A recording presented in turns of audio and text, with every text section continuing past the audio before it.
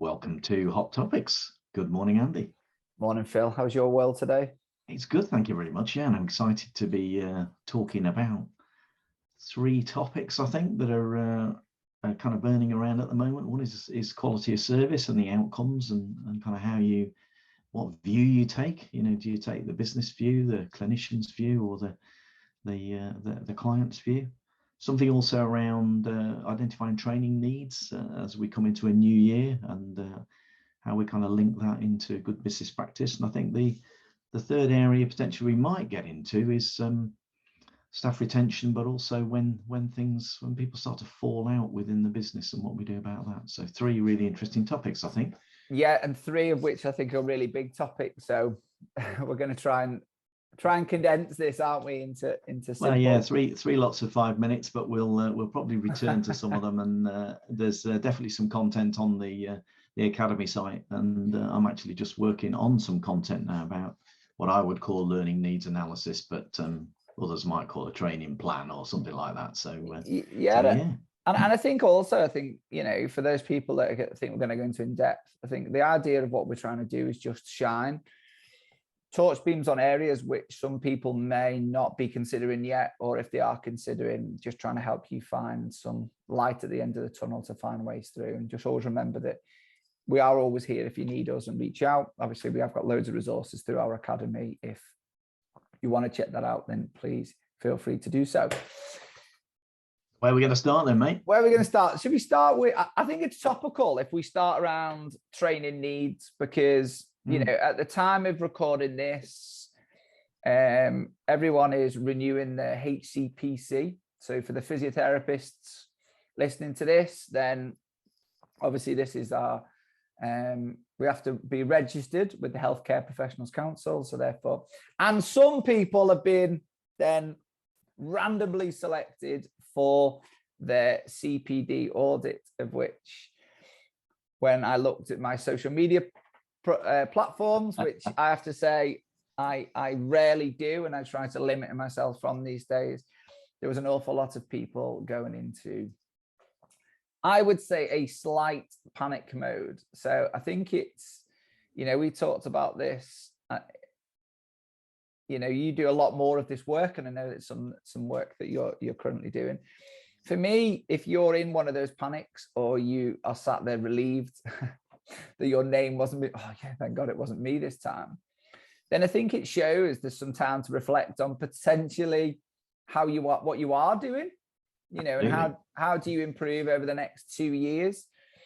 You know, I remember when they first brought this out, this random audit, and a good friend of mine had been selected, and we were having a giggle, and we were both actually on a course, on a CPD course, and we got chatting, and one woman said, "Oh, I'm only here because I hadn't done any CPD in 2 years, and I had to, you know, so I needed to get something in, and I had to get this in quick so I could put it on my audit form." And we were both laughing, because when she asked us how many we'd done, I think we'd done in excess of over 250 hours that year. This one was like, "Oh, yous aren't going to be struggle." And actually he got selected, and we'd done a lot of post-grad work as part of our thing, and he actually sent about 3 or 4 of his essays as part of his CPD portfolio. So you're thinking, you know, there was a lot for them to do, but it does show, you know, and I'll come to you in a sec about what your thoughts on this generally in training. But for me, I guess the controversial point I'm going to make is that I think if we want to be the best we can be as healthcare professionals, or in any role that we play now, if we're in a leadership role or in a management role or a business role, we should always be looking to see how we can improve and learn, you know. So I think it should reflect back, if you know, if you are sat there panicking, "Oh my God, I've not done anything," that, you know, also be thinking, well, why not?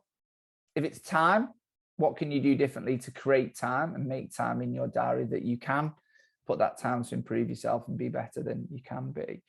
Or if it's just, "Oh, I think I know it all already," then maybe it's a time to sit back and think about, okay, what is it that I probably don't know or need to be, and especially if you're leading a team, how do you then lead by example? Because I think it's incredibly ironic if if you're of a leader of business is sat there looking, going, well, I've not done any CPD, but then you're maybe, in your words, waggling the finger at others for not doing theirs. Or, you know, I think there's a level of irony to that. I agree, and I think I'm with you in the sense that just because you haven't been picked by a random audit shouldn't make you think, oh, you know, I'm not going to get my homework marked. That's a result. How lucky was I? Because you're kind of missing the point. I think that's our point, isn't it? Yeah.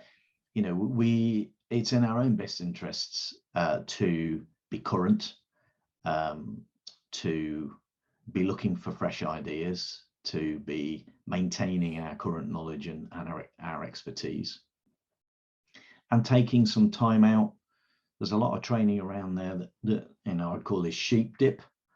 So, you know, you just bung a bunch of people through a 1 hour program and give them something to read, and then tick, you know, there it is. And you go, okay, so how am I applying that in practice? Yeah. You know, maybe I'm not. If you're the leader of your organization, you've got people in your organization, then how do you know what they're doing?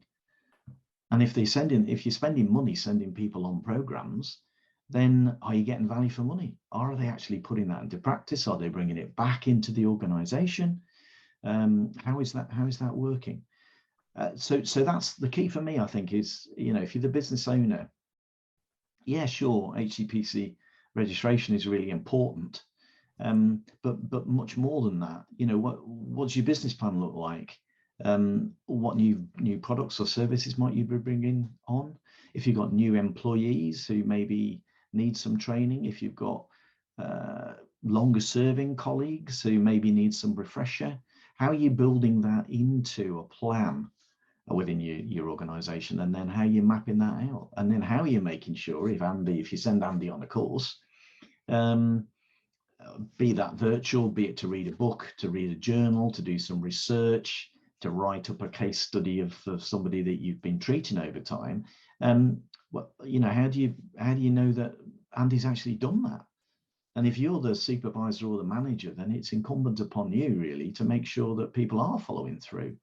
And there's more on our site about this, or there will be. It's on its way, but I've got a little 9-stage process, which sounds a lot, but actually a lot of it's just common sense. So yeah, so if you sat there thinking, how lucky was I, just flip it a bit, reframe it, and think, actually, how do I evidence what I'm doing in the business? How do I evidence for myself, and how do my team evidence for me, so that we're never worried about an audit, because we know we care and we value the future development of our team. No, certainly. And I think also, if you're listening and you are obviously not of the sports therapy, sports rehab, or other governing bodies that probably don't audit yet, don't also sit back and think, oh, luckily we don't get that. I think the same still applies, doesn't it? The same still applies in the sense. And I think the only addition I'd say to what you've mentioned, Phil, is that, you know, when recruitment at the moment in time is one thing that people are finding struggling. So retaining people is paramount once you find the right person.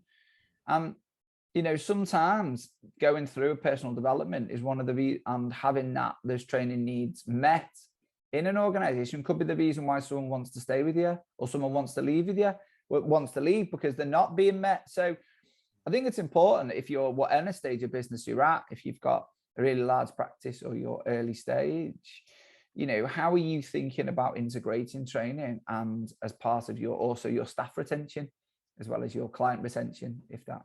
I think the other thing I'd just add is there's an assumption, because we've talked, you know, the start of this conversation kicked off around HCPC.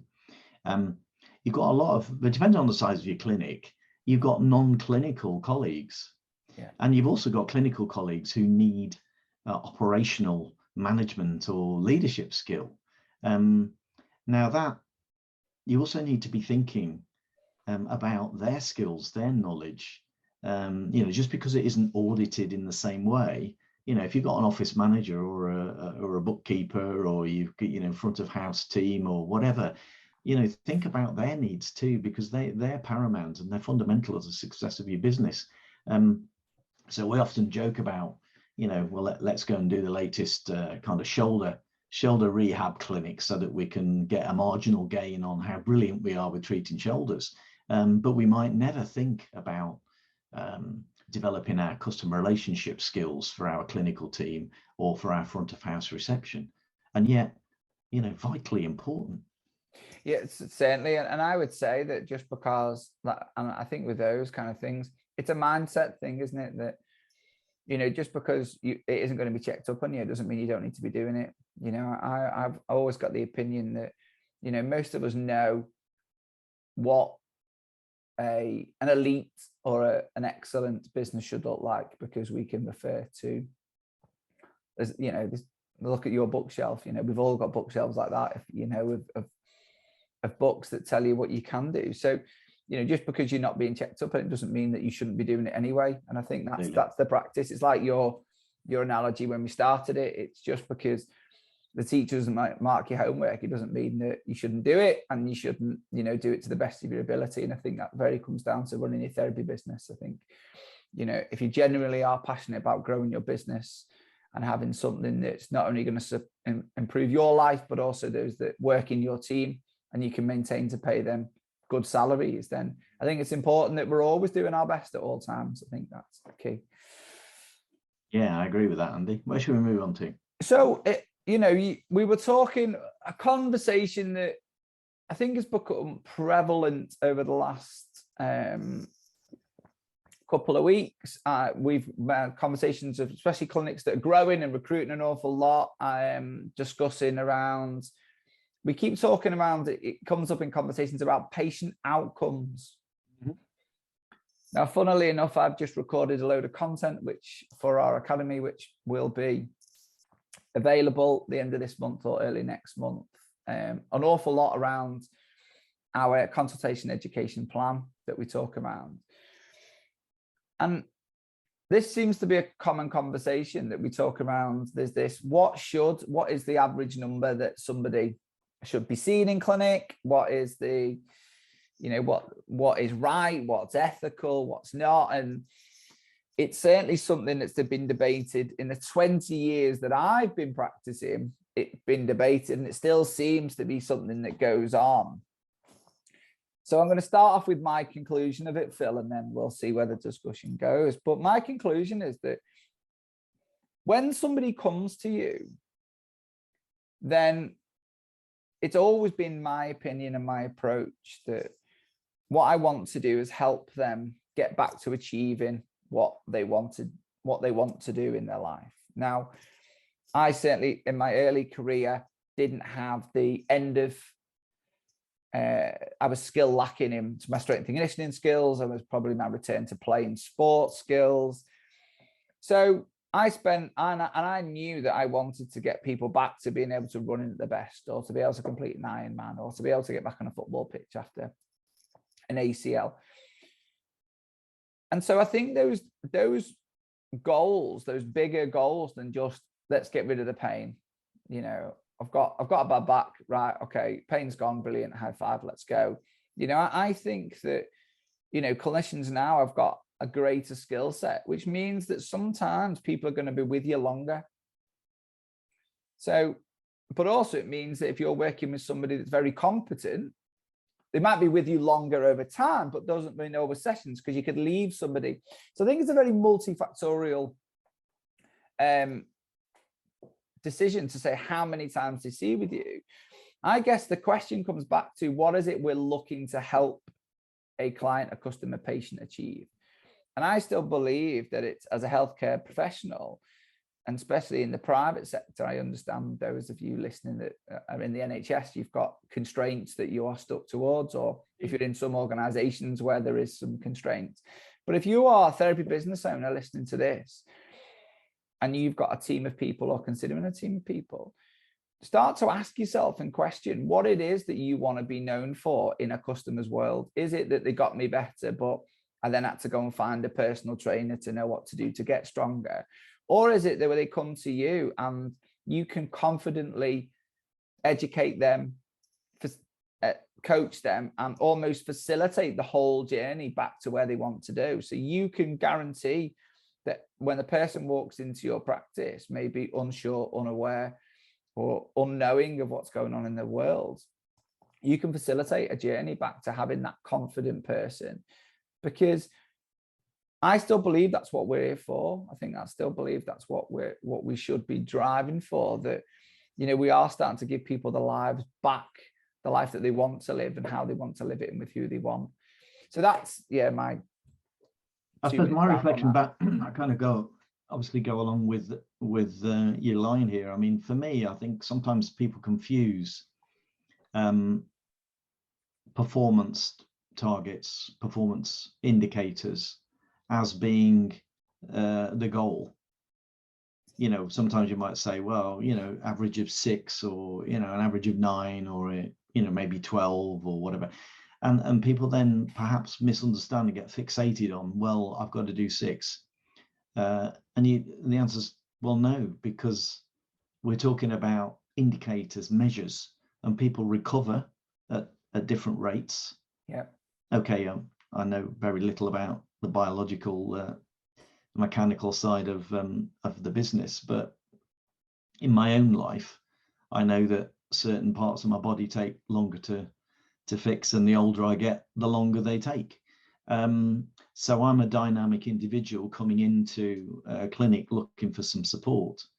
Now, if I'm a honed athlete, I probably can do quite a bit of this for myself, as you suggest, because I'm going to be self-motivated actually to go out there and put the S&C work in to recover, to get back to where I want to be.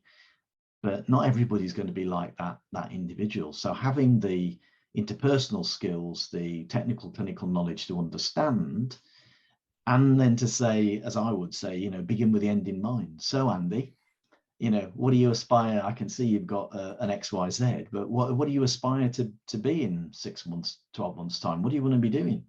I want to be doing an Ironman in Dubai or whatever. That's a bit different from, I'd love to be able to walk to the paper shop at the end of the street. Yeah. And then even pushing somebody who's saying, well, you want to be walking to the paper shop at the end of the street. And it's kind of going, okay, well, how long would you like it to take you to get there? So it's dynamic, isn't it? And that's the point we're trying to make, I think, that it's client-centered, but also you need to be giving advice, guidance, support to make sure that we can be on the best recovery plan possible. And sometimes that means spending more time in education and less time in plan, because people might need that support. 100%. And I'm going to link it to our previous point around training needs, that, you know, you made a brilliant link there. It's the interpersonal skills. It's the ability to ask a good question. You know, it's all right being able to assess the shoulder brilliantly, but if you can't ask a good question in a way to get the response to help somebody see what the world can be like, then, yeah, you know, you're almost doing an injustice to the person in front of you, because you're not allowing them to realize what the world could look like once the shoulder was better, for example. And then it comes down to that, you know, if you're uncomfortable having those conversations, telling people it's going to take a longer time because they're a bit older, then that's where being more informed and being more educated and being confident behind what the research and the science says of these problems, you're delivering it in a way where you go, the evidence shows this, and you're confident behind the evidence because you're well read. So I think there's, you know, a lot of the comments was, it still comes back to training, doesn't it? You know, because if you understand what you want and you want to make a big difference in your local community, or if you're listening to this and you have a global business, then the world, then fantastic, you know. Whereas if you're looking to make a difference, then we want to help somebody see what the world could look like once their shoulder is in a better position. And if you're uncomfortable asking that question, then your training needs probably need to go down, well, how do I ask those questions better? Or if you go, well, I don't know how long this takes, then you go, okay, but you probably need to go and do a bit of evidence and look at the research of how long those recoveries do take, or what steps we do need to go on to get them back to there. So I think all of these are, you know, we talk around, well, I seem to use the word framework a lot. And I think that's the key, because one size does not fit all. But like you've said, you're a dynamic individual. So your needs are probably different in this stage of your life than what they were 10, 15 years ago. Is that a fair comment? So that, you know, It's pretty true, yeah. So, you know, you think that your knees aren't so good as they were either, aren't they, mate? Oh, I would say needs, but my knees are goosed. Yeah, I was like, your needs are. I meant that you know what you need and support will probably less depending on how busy you were and stuff. Whereas my knees. Yeah, whereas your knees, let's not go there. Yeah. Listen, the good news is that we have a fantastic health service that will give me 2 new ones also soon, so it's okay. So yeah, that's for me, you know, and again, a lot of the work we talk around, and we talk around a lot in our 10-step framework that we've created.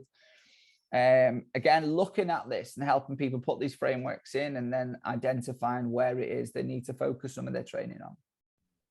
Andy, we've been rattling for about 20-25 minutes here. So I'm just thinking maybe we'll pause it, and we'll make the subject of our next podcast that conversation around keeping staff happy, roles, a bit of conflict management, and how we deal with that. So does that make sense? Yeah, really good. So again, guys, we'll pick up with conflict management on our next podcast. But again, we'd love to hear from you of what it is that you want to hear from us. Ask us a question. We've got some exciting news coming out. So if you've not already seen it, we're starting our group training foundation program. So if you're listening to this thing, I could really do with some business foundations, and please get in touch, because we've got a program starting from April. Phil, have I just made that up? April, yeah. Right, April, yeah. Yeah, where we're looking to take a group of businesses looking to grow and develop, and putting some really good, strong foundations in, so you have all these frameworks in your business to then go on and thrive and take off and be the business you want. So please feel free to get in touch. So until next time. Until next time, mate. Yeah, take care. See you later. Cheers.